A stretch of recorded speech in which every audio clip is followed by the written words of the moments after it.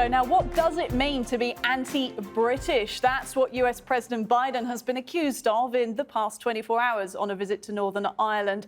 Now, it hasn't helped that there were some disappointing photos from this coffee meeting with British PM Rishi Sunak this morning. Look at this.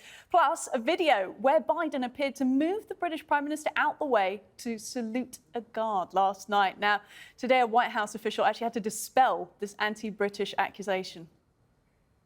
It's simply untrue. The fact that the president is going to be engaging for the third time in 3 months, and then again next month, and then again in June, with the Prime Minister of the UK shows how close our cooperation is with the UK.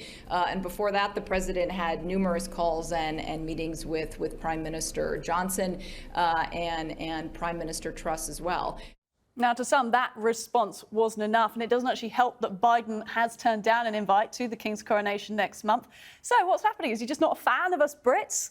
Joining me now to discuss all of this, of course, it's more complex than that. Former DUP politician Jim Wells and Fine Gael Irish Minister of State Neil Richmond. Thank you, gentlemen, both for joining us. Going to start this off very simply. Jim, I'll come to you first. Is Biden anti-British? Well, if he's not, he's not exactly showing his true colours. I'm very disappointed that he's not going to the coronation.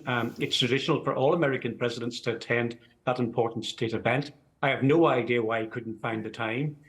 I think part of the problem is he's simply here to keep the Irish American vote back in the States on his side. Very powerful political lobby.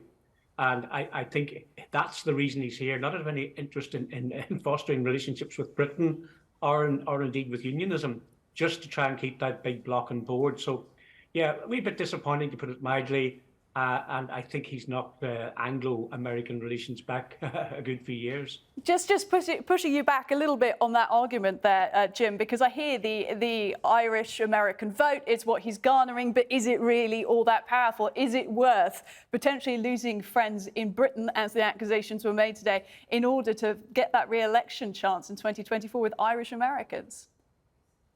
It is if you're a Democrat, because all the history has shown that the overwhelming majority of those who identify as Irish, be it fourth, fifth generation detached, are Democrat supporters.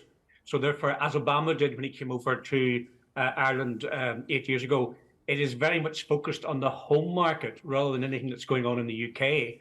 I still think he should have found time to come to the coronation. I think that's a retrograde step. But he actually only visited Northern Ireland for less than 20 hours. He came in, stayed overnight, opened the new University of Ulster, and then went straight to the Irish Republic. Hardly indicates that he's particularly serious about Northern Ireland, compared to, say, Bill Clinton, who spent day after day here. So, fleeting visit, to put it mildly. Once you see him, now you don't.